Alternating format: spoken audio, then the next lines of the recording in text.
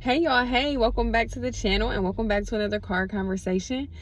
I wanted to pop in and do a little Q&A / mental health update, and I am going to share some things that I wrote down from my journal and also from an assignment that I had to do that relates directly to my mental health update. So everyone knows, if you don't know by now, mental health is big to me. And in school, I relate pretty much everything that I have gone through to mental health, if you will, and how I can be a better advocate for women who find themselves in the same position as me or a similar position as me, because everyone's journey is different. And sometimes when I write things down, I sound way much more intelligent than if I'm just talking off the top. Sometimes depends on what type of mood I'm in. So if you are here, hopefully you have watched other videos so that you'll know what I'm talking about in this video. So let's get to the Q&A side of things, but it's kind of all intertwined. First question, how are you doing? I am doing much better this week than I was 2 weeks ago. My mental health has been in a much better, space, if you will, this week. And last week was pretty good too. So I've had a good couple of weeks, but I've been so busy with school, being a mom, work, my kids' activities. I really haven't had time to really focus on anything else. But I've been good. And I'm not lying, because y'all know I would get on here and I will tell y'all, like, fuck cancer, life sucks, all of that.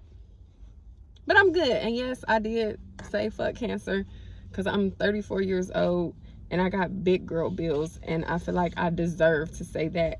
And because I'm going through it, so I deserve to say it. I'm gonna get it on a t-shirt too. The next question was, someone asked me, how long was I in pain after my mastectomy?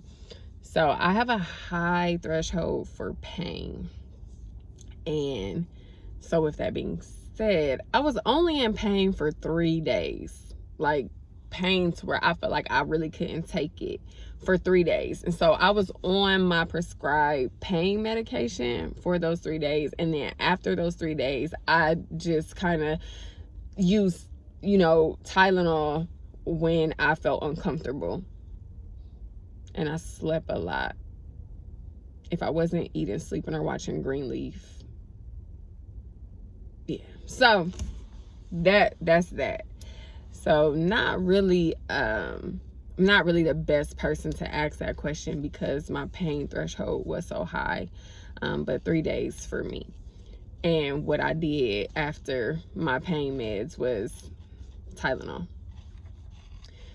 Another question I got asked was when I get my exchange, my implants. Okay, so a couple weeks ago on Facebook, I think at Instagram, I posted a picture of me, and I was showing, like, a little skin right here, and I got some compliments like, oh my gosh, your boobs look so good. And I was like, thank you, but they're not mine. So what I still have in my body are the expanders, and my exchange doesn't happen until like November or December. So these are not my implants. They're still the expanders. And if you hug me, you'll notice, like, I try to turn to the side and give like the safe church hug. And that's because these are like 2 Tupperware bowls on my chest. Like, that's what they feel like. And when I hug people, they're hard, because right here, there's a metal piece, and it's like a nice size. And the metal piece is for when they fill them up. I think I educated you guys on that in a video prior to this one. But nevertheless, if you didn't watch it, the metal piece is there for when they expand you and fill you up. They have to put the needle where, you know, the metal piece is, and that's how they find where the needle is supposed to go as well. So it's hard, like, and it feels like I said, 2 Tupperware bows, it's not really that comfortable. They don't move, and they're not soft like boobs or implants. So that's why I try to give the little church hug. But thanks for all the compliments. My plastic surgeon, he is the bomb, and I love him. So yes, he made sure that they look decent enough for me to wear shirts and, you know, be comfortable enough showing a little bit of skin. But I feel like, me being me, I'm just gonna be comfortable anyway, because these are the cards that I was dealt, and there's nothing that I can do about the fact that I have expanders in. It was either be flat or get implants, and part of the reconstruction process is having expanders in. Some women have their expanders in for a year. I have not made a year, and I'm not going to make a year. We're going to get this done soon. And to add to that, the reason why I can't get it done right away is because I had radiation. Radiation takes precedence over an exchange. And because the skin gets harmed during radiation, radiated skin doesn't heal that great. And so he wants to make sure that my skin is healed enough that he can make another incision on my cancer side and go in under like he would a regular augmentation. But for the right side, it'd be the same incision because that's not my cancer side. Hope that makes sense. Speaking of radiation, another question I was asked was, did my skin burn? Baby, did it burn? Baby, honey, this skin burnt, peeled, bled, all of that.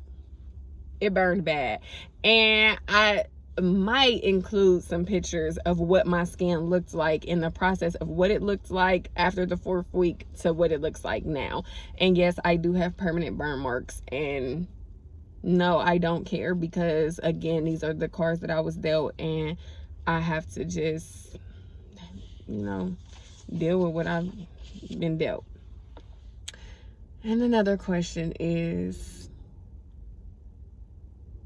did you take your medicine? Have you started taking your medicine?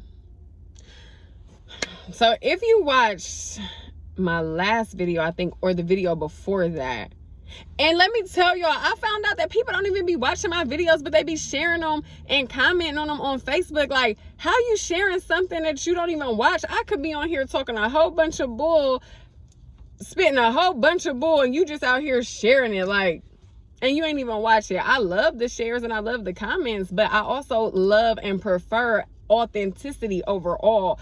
And so I can't share or comment on a video that I never watched. And how I found out that people don't watch my videos is that comment on them is because one of my videos I posted, I was dead silent, mouth just moving, not a lick of sound at all, honey. My cousin had to call me, or I'm sorry, she Facebook messaged me, and she said, I know you didn't intend for it to be like this, but I can't hear any sound. So I'm thinking in my mind, like, okay, maybe it's, you know, her phone. Let me go back and check. So I checked from my phone. Sure enough, baby, wasn't not a lick, just mouth just moving, nothing coming out. So I knew then that people didn't watch my videos because they didn't even tell me. But to the ones that do, thank you. And we rocking. And I'm not saying, you know, nothing bad about the people that don't. It's fine if you don't, you know. But I was just like shocked. Like, dang, like y'all could have told me, or like, you know, thanks for sharing, but you don't even know what I'm talking about. So, you know, pop in sometime. So back to the medicine. Yes, y'all, I started taking this this medicine, trying to keep it clean. It's not what I wanted to say. I already dropped the F-bomb at the beginning of the video. Yes, I started taking this medicine. So just a quick recap. I didn't want to take the medicine, not because I cared about the nausea, not because I cared about the fatigue, not because I cared about the headaches. I didn't want to take the medicine because I cared about, and I do still care about, vaginal dryness. Because again, sex is a part of our lives. Like, I'm young, I'm not married, so when I start dating, these are conversations I'm gonna have to have, and I already have to have hard conversations. So let me just kind of read what I wrote in my journal. So I just wanted to kind of cover all bases, because I want people to really understand and know like how breast cancer really affects us as women, or try to have some type of understanding. So the systemic treatments in breast cancer, hormonal treatment, chemo, radiation, those treatments really do harm the quality of life to the woman, to the patient, because men can have breast cancer too, but to the patient. And they give physical adverse effects like vomiting, pain, either insomnia or fatigue, fevers. Like, I could give you a list of things that I felt during chemo. Your skin being burned, radiation. But they also have adverse psychological effects. And those effects are like a poorly perceived self-image and body image, depression, anxiety, lower self-esteem.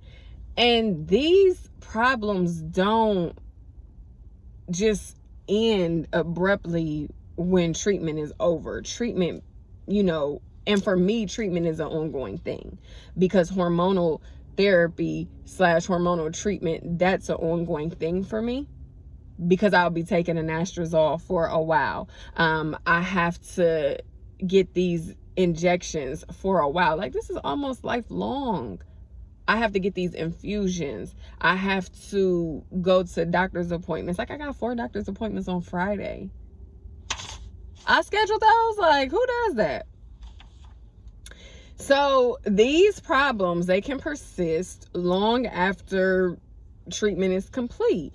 And so some of the things that I wrote down is when women with breast cancer, when they start chemo, you face aspects such as hair loss. You'll lose your eyelashes, which, by the way, I started losing my eyelashes, and they used to have a little curl to them. Now they just long and come out, and I don't like that.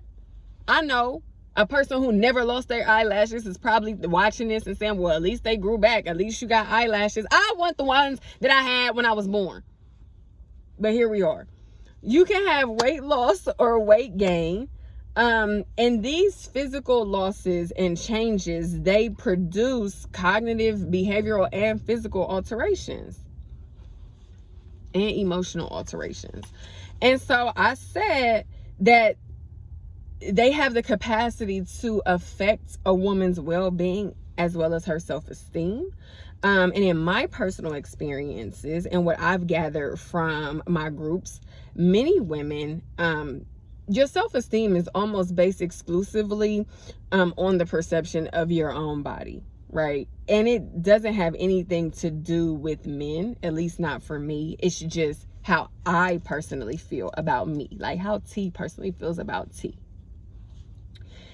And so a poor perception of yourself can lead to a decrease in self-esteem, and at the same time negatively affect a person's daily life. Like, what quality of life am I supposed to have when my mood is not stable, or when I'm single, I don't have a partner, I don't even have a prospect? So it would be different if I had a partner and we could talk about any type of disturbances in our sexual relationship, or any type of disturbances in our relationship and how we deal with each other and my mood swings. Or we could talk about the changes that have taken place on the inside as well as outwardly with my body. But I have to have these conversations with people. Like, they might be looking at me like, girl, I don't want to be with you. I don't even want to deal with that. Like, we still young. 34 is not old. Sex is still a part of our everyday life. And you know, my friends and my family, they try to hype me up. Like, you know, at least you got your life. We happy that you alive. You know, some women had that problem and they didn't have cancer, which I'm grateful for that. But for a woman who never had that problem, and I don't even know if I have the problem or not, because I'm chilling, not doing nothing. Not that it's y'all's business, but since we've been transparent. But you know, like, I don't know.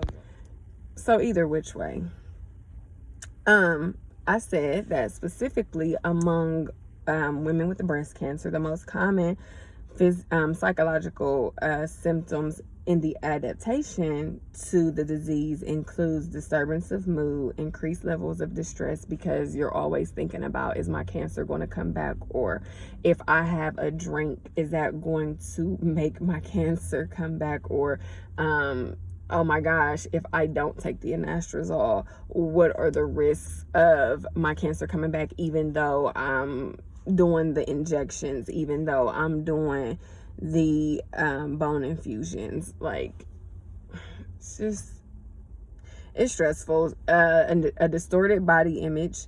My social worker, he asked me at the survivorship clinic, he said, do you look in the mirror and do you hate what you see? And I don't hate what I see, because this is my reality and this is just what I have to deal with. Again, I'm going to say that 100 times if I have to. I don't hate what I see, but I know women that do. I think that what bothers me is when I look in the mirror and I look at myself and I'm like, this never would be happening if I didn't have cancer. And then a diminished self-esteem. So in this regard, body image, the perception, evaluation, and derived feelings about body appearance and physical functioning, considering it as a part of self-concept, can be a predictor of psychological functioning in breast cancer women. For example, high satisfaction with appearance and better body image levels predict a better quality of life. You look good, you feel good. If you feel like you don't look good, you don't feel good, you know? So self-esteem is linked to your self-concept, and it concerns the attitudes or feelings of satisfaction with oneself based on the evaluations of one's characteristics. And there is a relationship to be highlighted between your body image and your body concept, and its chronic nature, its epidemiological relevance, and the substantial psychological and social connotations it has for women because of the importance of breasts for them. So for me, my boobs in particular weren't really important because I didn't have any to, you know, for them to be important. You know, I was real small up there. But there is a component that was amputated along with my boobs. So, because that's what happened, right? Like, they were amputated. I didn't ask for this. I never in my life thought about getting breast implants or none of that, because I'm the type of person, I really embrace who I am naturally. I feel like my face card is valid. And there's nothing I could, you know, if I lose weight and I can't gain it for a certain time frame, or if I gain weight, I don't subscribe to people's thoughts and opinions about my body and what I look like in my image. So my boobs weren't really important to me per se, but what it is that component that was amputated with them that sometimes I struggle with. And I think, of course, if I never had cancer, then none of this would have ever happened. And to top it off, I'm still numb, and I never will have sensation in that part of my body again. So, and breasts are related to the spirit, you know, the sphere of sexuality. They're related to sex. Guys, we're all adults here. I clicked no for kids on this video for a reason. Like, we're all grown. We've all had sex. And if you haven't, you just haven't. And, you know, I don't know if that's good for you or bad for you. I don't know. Doesn't matter. But, breasts are connected to that. And I remember when I opted to have a mastectomy, and everybody, a bilateral mastectomy, and everyone was talking about how brave I was. Oh my gosh, you are so brave. And you know, that was cool. But I'm like, I don't know how I'm brave for electing that and for choosing to have another half of me amputated. But obviously I did it for some symmetry. Like, I wanted everything to be symmetrical and, you know, all of that. Plus, what the number one reason why I did it is because I did not want to risk cancer coming back on my right side. Because I can tell y'all what, if I got cancer again, it's a very high chance that I'm not going through chemo again, that I'm not going through radiation again. So I want to keep all recurrences low, hence why I started taking that stupid anastrozole. So anyway, but I'm still numb, and I know that I'll never experience the sensation that I have experienced. And one of the things was, after they told me that I was so brave, they were like, you know, men don't pay attention to boobs anyway. And I think this is like kind of culturally in some aspects, and because in my experiences they kind of don't. But they were like, you still have a tool that works, right? And so that was like something that I could kind of hold on to, because again, I'm an adult and I'm a sexual being, so that was something that I could hold on to. And then now it's like, the side effect is what? So now it's like, dang, that's not something that I can hold on to and look forward to, like, in a sense.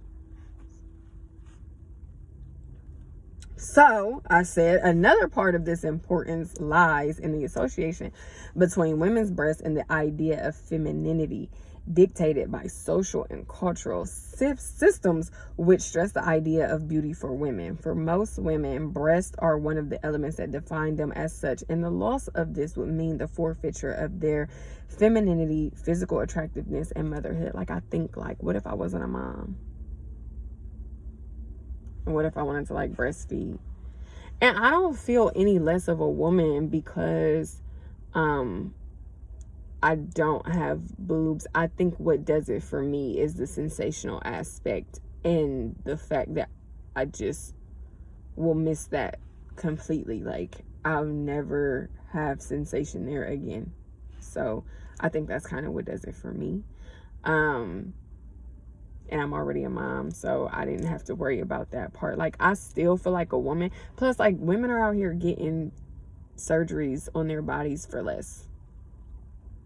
Like, because someone told them that they were too skinny or, like, something like that. So I don't, like, have a problem with the implants. It's just, like, the sensational part of it for me. And so when treatment implies a surgical process, like myself, the situation becomes harder, because you do have a significant loss of your own natural boobs because they were amputated. Like, this wasn't your choice. This wasn't my choice. I didn't choose this. And women who have a mastectomy can show emotional instability, diminished physical attractiveness, perception, reduction in self-esteem, and partner relationship disturbances. So, you know, those are the things for me.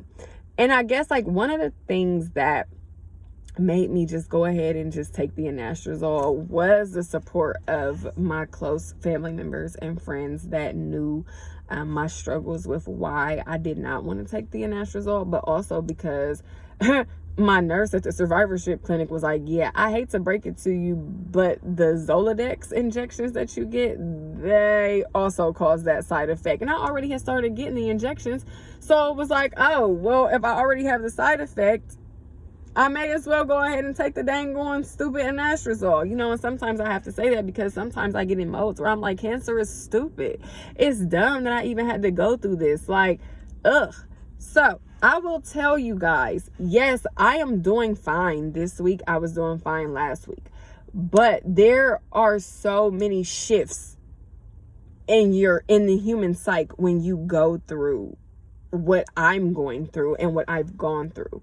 And so, you know, just as a caregiver or support person, understand that, yeah, chemo is done, radiation is done, but this part of the continuum is the hardest. And it's the hardest because when I was first diagnosed, I thought surgery, maybe chemo, maybe radiation, done. Capiche? I don't have to worry about it. I thought I was really going to be cancer free. And then the reality set in as I started going through treatment, and then they're like, oh, and then this is going to have to happen after you're done with radiation. And then this is going to have to happen after you're done with radiation. And then this is going to have to happen after you're done from radiation or finish from radiation, to prevent you from getting cancer again. And then I started to realize that the reality of the situation was, yes, I'm cancer free. Technically, I guess. I won't even say technically, but I'm not free from cancer. So I'm always going to be tethered to this disease. And that sucks when you have to think about that every day. Every time I pop that pill, I'm thinking like, take this damn pill because I have cancer. So it's hard. And then the hormonal therapy causes changes in your mood alone. I already have thyroid issues. I was born with a mood disturbance, okay? Like from birth, came out the womb with a mood disturbance. I don't need no help. None. And then I'd be sad. I'm not even a crier. I'd be crying about everything.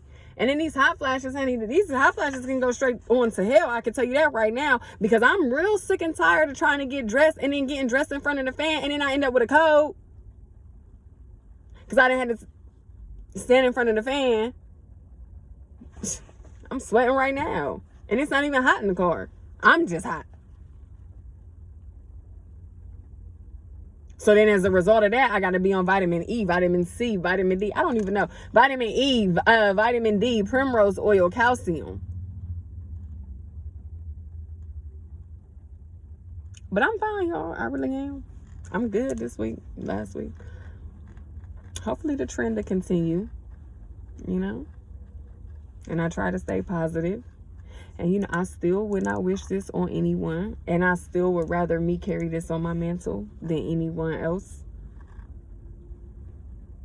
I will take this on the chin. I will deal with all the mental health disturbances that come along with this, if that means that another woman does not have to. And that's the purpose of this channel. Not that I can prevent them from having cancer, but if they find themselves in the same position, they can come here and know, like, yes, I struggle with it.